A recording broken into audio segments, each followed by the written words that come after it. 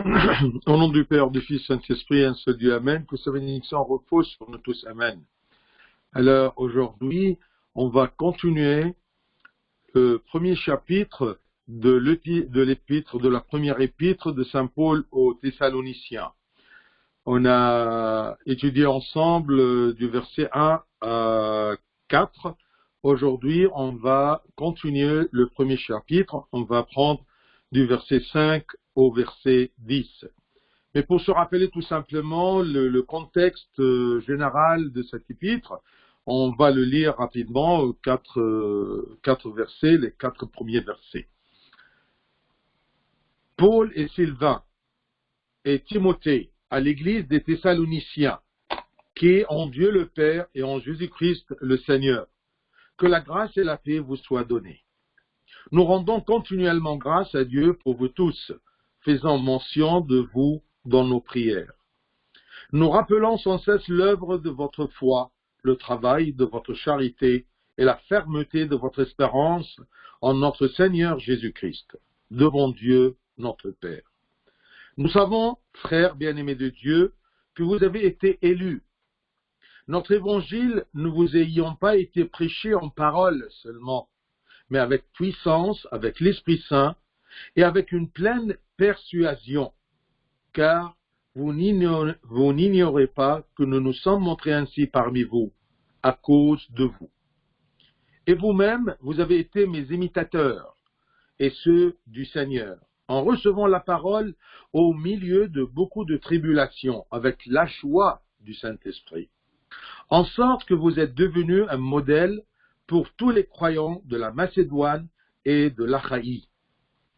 Non seulement, en effet, la parole du Seigneur a retenti de chez vous dans la Macédoine et dans l'Achaïe, mais votre foi en Dieu s'est fait connaître en tout lieu, de telle manière que nous n'avons pas besoin d'en parler. Car on raconte à notre sujet quel accès nous avons eu auprès de vous et comment vous vous êtes convertis à Dieu en abandonnant les idoles pour servir le Dieu vivant et vrai. Et pour attendre des cieux son Fils, qu'il a ressuscité des morts, Jésus, qui nous délivre de la colère à venir.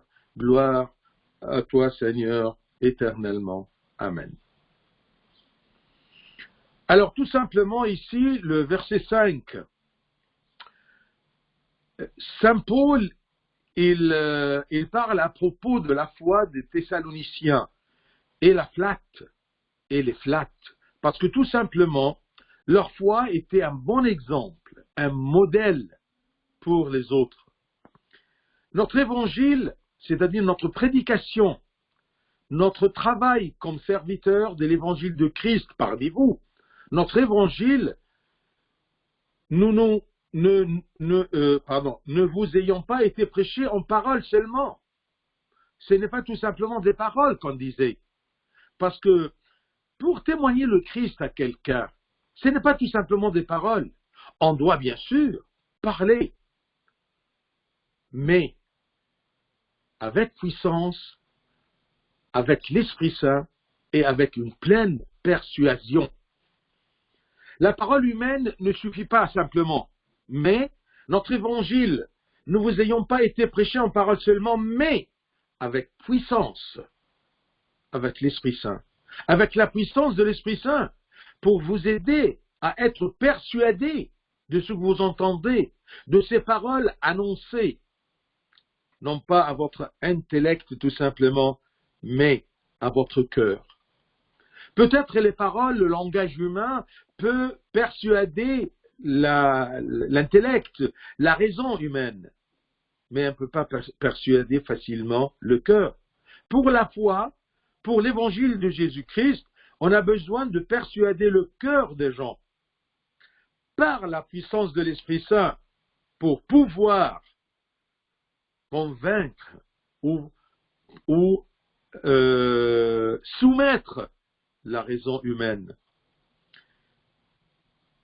Donc, on a besoin, pour témoigner le Christ, on a besoin bien sûr de la parole, qu'on annonce l'évangile du Christ, mais on a besoin de la puissance de l'Esprit Saint qui œuvre dans les auditeurs pour les aider ou pour les persuader.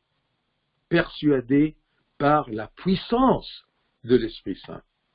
C'est pour cela que Saint Paul, ce prédicateur parmi les nations, et attention quand on dit c'était le prophète des nations, oui, il prêchait aussi aux Juifs, mais prêcher à des gens qui n'ont pas aucune idée à propos de l'Éternel, qui n'ont pas de base de foi à l'Éternel, le Créateur du ciel et la terre, prêcher à des gens qui adorent des dieux et même des idoles, des pierres, eh bien, ce n'est pas facile.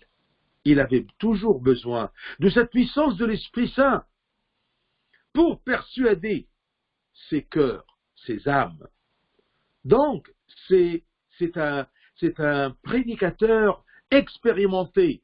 C'est pour cela qu'il dit aux Corinthiens, qui était beaucoup plus difficile que le Thessaloniciens, il dit dans sa première épître aux Corinthiens, chapitre 2, versets 1, 4, 5.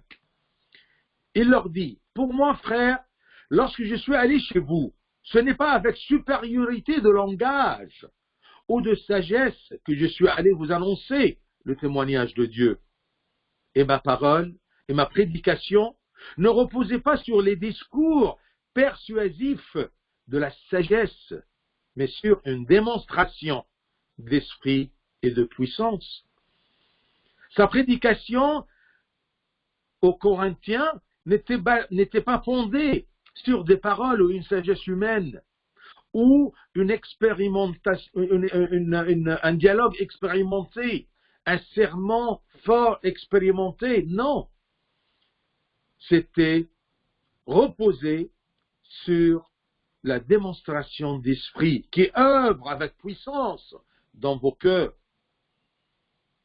Je ne suis pas venu, je ne suis pas allé chez vous avec une supériorité de langage humain ni de sagesse humaine pour annoncer le témoignage de Dieu, mais une démonstration d'esprit.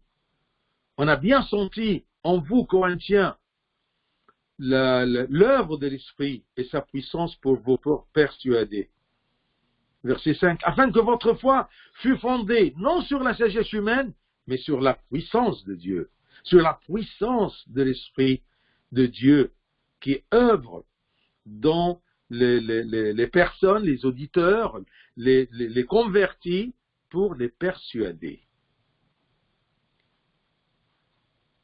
Donc, ne pense pas que tu peux persuader quelqu'un de témoigner le Christ tout simplement par la sagesse humaine ou par la supériorité du langage, mais tu as toujours besoin, à côté de la parole, à côté de la force de l'Esprit Saint qui œuvre en toi, la force et la puissance de l'Esprit Saint qui œuvre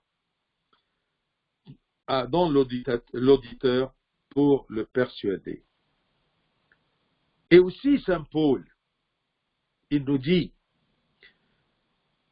à travers son première épître du jour aux Corinthiens, chapitre 12, verset 3, 1 Corinthiens 12, 3, c'est pourquoi je vous déclare que nul, s'il parle par l'Esprit de Dieu, s'il est soutenu par l'Esprit de Dieu, soutenu par l'œuvre de l'Esprit Saint en lui comme prédicateur, celui-ci ne dira jamais Jésus est anathème, Jésus est refusé.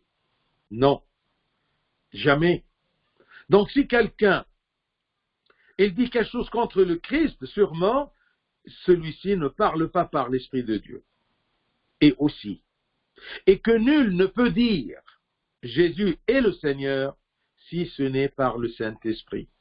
Personne ne peut avouer, personne ne peut témoigner que Jésus est le Seigneur, Jésus est le Dieu vivant et vrai. Personne ne peut dire Jésus est le Seigneur si ce n'est par le Saint-Esprit, par la puissance de l'Esprit de Dieu. Donc, là, on comprend à travers cet épître aux Thessaloniciens que pour témoigner, pour annoncer l'évangile de Christ, la bonne nouvelle, On a besoin de la puissance de l'Esprit de Dieu, cette puissance persuasive pour aider les gens à dire et à être convaincus que Jésus est le Seigneur. L'apôtre et ses compagnons ont agi en supportant beaucoup de peines,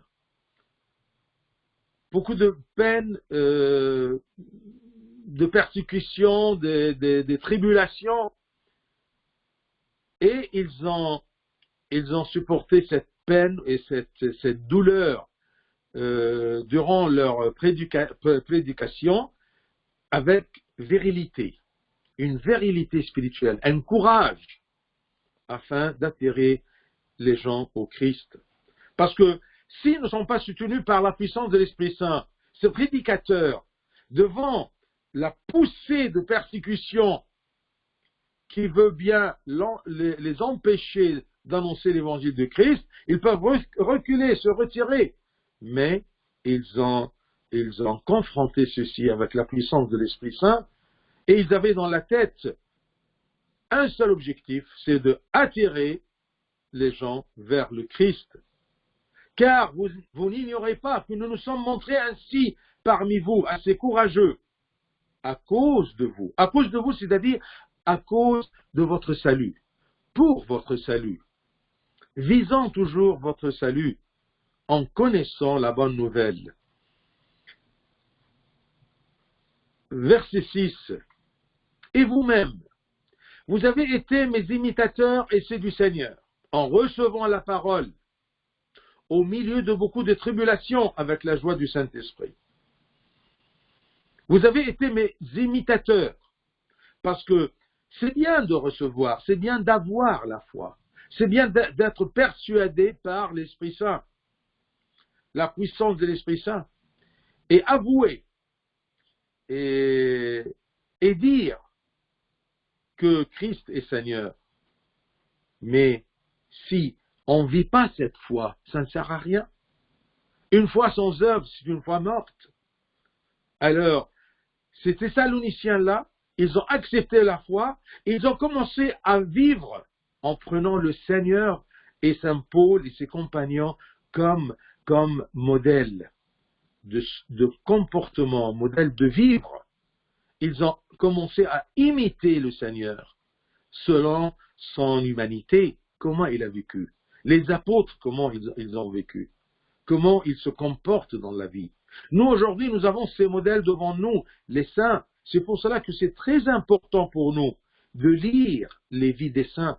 Comment ils ont cru, comment ils étaient faibles, ils se sont soulevés de leur chute. Personne n'est complet. Comment ils ont lutté, comment ils ont vécu le combat spirituel et la vigilance spirituelle. Nous avons des modèles, des lumières autour de nous, ce sont les vies des saints. Et vous-même, vous avez été mes imitateurs et c'est du Seigneur. Et vous étiez imitateurs du Seigneur et de moi en recevant la parole au milieu de beaucoup de tribulations. Attention, quand il y a la parole du Seigneur, quand il y a un travail de l'Esprit Saint parmi les hommes, eh bien, il y a des tribulations contre les prédicateurs et contre les convertis, contre les deux camps, parce que Satan ne veut ni que les prédicateurs prêchent, annoncent la parole de Dieu, ni que les auditeurs, les fidèles, plutôt acceptent la foi en Dieu. Alors c'est toujours des tribulations.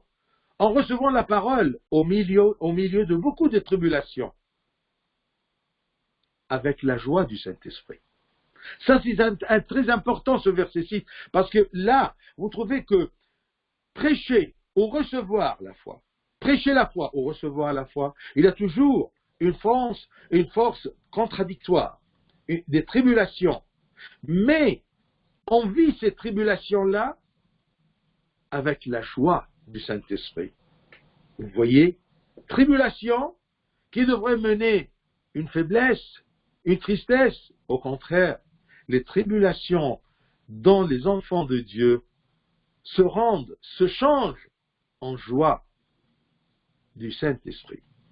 Si le Saint-Esprit a la puissance de persuader les gens, de persuader les cœurs des gens, il a aussi la puissance de les rendre joyeux, malgré qu'ils reçoivent cette foi au milieu de beaucoup de tribulations. La joie du Saint-Esprit, ça c'est très important. Parce que l'Esprit Saint, c'est notre consolateur. C'est celui qui nous console. C'est celui qui nous donne la force de supporter ces tribulations-là, qu'on ne peut pas les éviter, parce que Satan, il est là. Il est sur ses gardes. Qui prêche et qui veut accepter, et il combat les deux. En recevant la parole de Dieu, en recevant la connaissance de Dieu, on doit vivre selon le Christ, limité. Et il y aura des tribulations, beaucoup même, mais dans la joie de l'Esprit Saint. C'est pour cela que Saint Paul, vous comprenez maintenant comment il a écrit dans sa deuxième épître aux Corinthiens, chapitre 6, verset 10. Comme attristés, et nous sommes toujours joyeux. Ils étaient écrasés par les Juifs, et par les Romains, et par les idolâtres. Comme attristés. On agissait comme attristés. Et nous sommes toujours joyeux. Peut-être attristés de l'extérieur, mais joyeux de l'intérieur. C'est ça, la grâce de servir l'évangile du Seigneur. On est attristé, comme attristé, mais en vérité, nous sommes toujours joyeux. Qu'est-ce qui peut rendre l'homme toujours joyeux? Eh bien, tout simplement de travailler sous l'autorité de Dieu dans sa vigne, parmi ces hommes, parmi les hommes, tout simplement avec la joie de l'Esprit Saint. Verset 7. En sorte que vous êtes devenus un modèle. Ils ont reçu la parole de Dieu au milieu de beaucoup de tribulations. Ils ont vécu ceci avec joie du Saint-Esprit, en sorte que vous êtes devenus un modèle pour tous les croyants de la Macédoine et de l'Achaïe. Si vous vous rappelez bien, la Grèce se divise en deux districts. Au nord, c'est la Macédoine, au sud, c'est l'Achaïe. Alors, imaginez-vous que Thessalonique était dans la partie nord, dans la Macédoine, eh bien, leur foi était un modèle. Vous êtes devenus un modèle pour tous les croyants de la Macédoine et de l'Achaïe. Leur vie en Christ est devenue un modèle pour les autres, démontrant une relation active avec Dieu. Ils ont changé de comportement. Ils étaient des lumières. Ils étaient la lumière dans l'obscurité de ce monde-là. N'oublions pas que Dieu nous a demandé, nous a commandé, selon Saint Matthieu, chapitre 5, verset 14, Matthieu 5, 14, vous êtes la lumière du monde.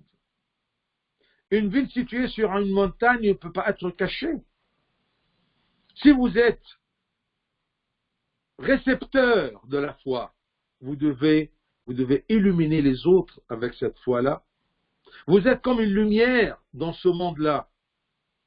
Et si vous êtes une lumière, une ville éclairée, eh bien, on ne peut pas la situer cachée, mais on la met sur une montagne. Et si elle est sur la montagne, elle ne peut pas être cachée.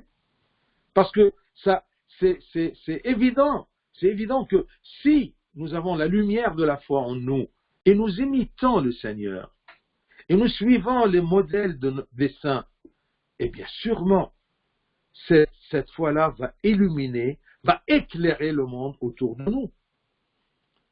Et on n'allume pas une lampe pour la mettre sous le boisson.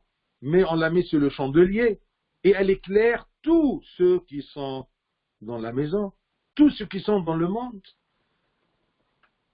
Eh bien, si tu veux tout simplement être un témoin du Christ, vis la foi, imite le Seigneur, vis selon les commandements du Seigneur. Et même sans la parole, tu seras une lumière, une ville sur une montagne, tu seras une lampe allumée qui éclaire tous ceux qui sont dans ce monde-là. Tu vas éclairer dans l'obscurité du monde. Sans parler, mais en se comportant. Que les gens voient vos bonnes œuvres et ils glorifient votre Père qui est aux cieux. En sorte que vous êtes devenus un modèle pour tous les croyants de la Macédoine et de l'Achaïe. Vous les parents, êtes-vous un modèle? Vous les enfants, êtes-vous un modèle dans votre école, dans votre université, dans la rue, dans le bus, dans le tramway? Sans parole. Mais est-ce que ça se voit que vous êtes illuminés par la puissance de l'Esprit de Dieu? Verset 8. Non seulement, en effet, la parole du Seigneur a retenti de chez vous dans la Macédoine et dans l'Achaïe, mais votre foi en Dieu s'est fait connaître en tout lieu, de bouche à oreille. Les gens, ils ont vu des gens convertis au christianisme, mais ils ont changé de comportement, changé de vie, et ils sont heureux, malgré les tribulations. Mais votre foi en Dieu s'est fait connaître en tout lieu, de telle manière que nous n'avons pas besoin d'en parler, parce que les gens voient votre foi. On n'a pas besoin de dire les Thessaloniciens sont des bons croyants. Non, ça se voit.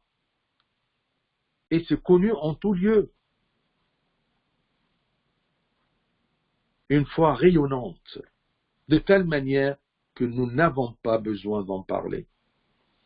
Même toi, si vraiment tu es une ville sur une montagne, ou une lampe qui illumine dans une ville, eh bien, tu n'as pas besoin de parler ou de prêcher, parce que l'Esprit de Dieu qui œuvre en toi illumine les gens autour de toi. Verset 9.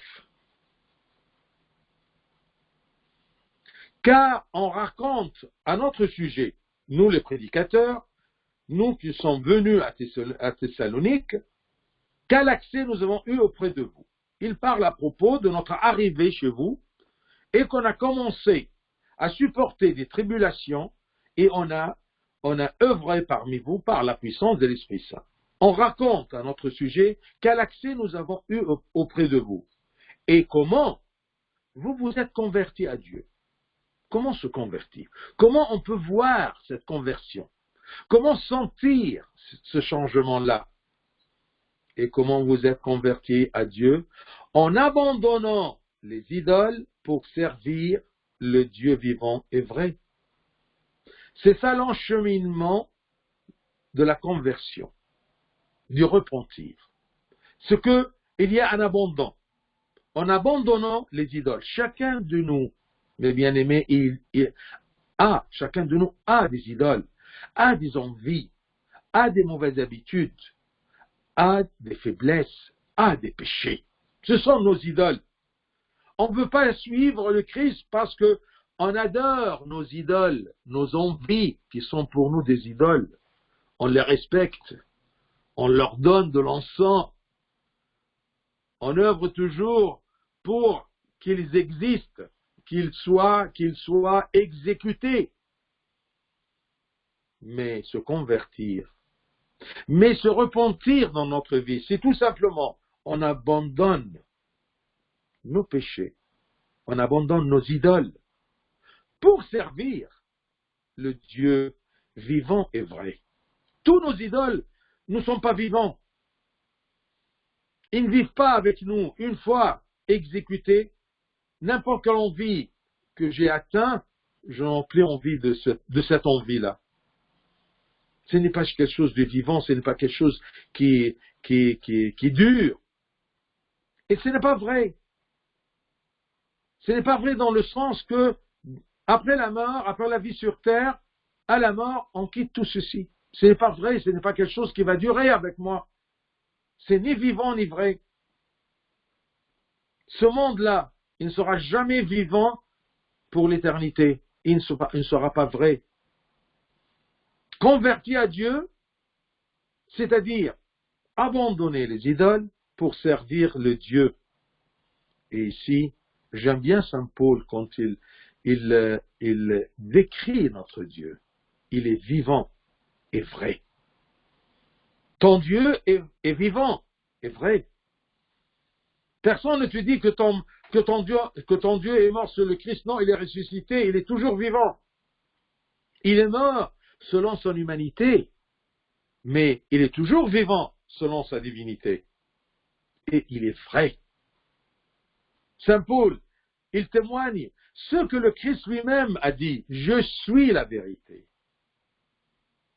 Si tu veux connaître la vérité des choses, la vérité de la vie, la vérité de l'existence, la vérité de la mort et ce qui vient après la mort, eh bien, c'est la parole du Seigneur. C'est tout ce que le Seigneur nous a dit, nous a révélé. C'est ça. Notre Dieu est vivant et vrai. Donc, l'itinéraire de la vraie foi, de la foi active, c'est abandonner pour servir. Abandonner les idoles, abandonner mes péchés pour servir le Dieu vivant et vrai. Dans le dernier verset, verset 10 de ce chapitre, eh bien, il y a le but du christianisme. Il y a l'espérance du christianisme. Et pour attendre des cieux son Fils, qu'il a ressuscité des morts, ce Fils qui est Jésus, qui nous délivre de la colère à venir. Si tu veux résumer, qu'est-ce que le Christ a fait aux chrétiens? Qu'est-ce que notre Dieu vrai et vivant a fait pour nous? Qu'est-ce qu'il nous a donné? Eh bien, tout simplement, une façon d'exprimer le salut et la rédemption et la vie éternelle et l'héritage céleste, c'est que tout simplement, il nous délivre de la colère à venir. Parce qu'il y a une joie à venir, une joie éternelle, et il y a aussi une colère éternelle, et ça dépend des œuvres de la personne. Qu'est-ce qu'il a choisi durant sa vie? Est-ce qu'il a choisi les idoles, le monde, ou il a choisi Dieu, vivant et vrai? Et c'est clair. Si la personne durant sa vie, elle a choisi le monde, eh bien, il sera l'objet de la colère à venir, la colère de Dieu. Dieu nous donne la liberté d'agir et de choisir. Mais attention, nous ne sommes pas délivrés des conséquences. Parce que tu récoltes ce que tu as semé. Tu récoltes, tu sèmes le monde, tu récoltes la mort. Tu sèmes ton culte, ta foi en Christ vivant et vrai, eh bien, tu vas récolter la joie et l'héritage céleste. Les Thessaloniciens attendaient l'avènement du Christ. C'est l'espérance de tout le christianisme, que le Christ va revenir du ciel, glorifié dans sa gloire pour nous reprendre et nous ramener au sein du Père, dans le royaume des cieux. C'est l'espérance de tout le christianisme par lequel toutes les promesses divines s'accomplissent. Quelles sont les promesses divines? C'est tout simplement tout ce qui concerne la vie éternelle. Il nous a promis la vie éternelle. Et c'est pour cela qu'on combat spirituellement, qu'on essaye de lutter contre nos idoles et nos péchés. C'est pour cela qu'on essaye de vivre comme des saints. On se sanctifie à travers les sacrements de l'Église pour se préparer à cette venue du Christ. Quand le Christ va retourner, comment il va me trouver? Parmi les idoles ou dirigé vers Dieu vivant et vrai? Cette espérance-là du second avènement de Christ, ça nous donne un encouragement pour combattre avec zèle. On comprend maintenant le sens de notre vie sur terre. Oui, c'est travailler pour vivre sur terre, mais pour se comporter, pour imiter le Christ, pour se comporter selon les commandements de Dieu, selon la loi de Dieu, pour être parmi les enfants de Dieu. C'est ça notre espérance, que le Christ est ressuscité, il est monté aux cieux, et il va retourner pour nous ramener. Toujours dans les funérailles, on lit un texte de 1 Corinthiens 15, parce que Corinthiens 15, première épître aux Corinthiens, chapitre 15, c'est le chapitre qui parle beaucoup et le plus à propos de la résurrection. Qu'est-ce que Saint Paul nous dit? Et c'est pour cela qu'on le lit, ce texte-là, 1 Corinthiens 15, de 17 à 19, et même un peu plus, tout simplement pour réconcilier les gens qui pensent à propos de celui qui est décédé. Ce n'est pas terminé. Celui qui est décédé, c'est tout simplement un passage de la vie terrestre à la vie triomphante. Il va attendre le second avènement du Christ pour avoir sa part au royaume des cieux. Alors, qu'est-ce qu'il nous dit à propos de la résurrection? Et c'est ça notre espérance. C'est ça le sens de notre vie sur terre, qu'on attend et on espère l'avènement du Christ. Et si Christ n'est pas ressuscité, votre foi est vaine. Vous êtes encore dans vos péchés. Si le Christ est mort pour nos péchés, une fois mort, il reste mort.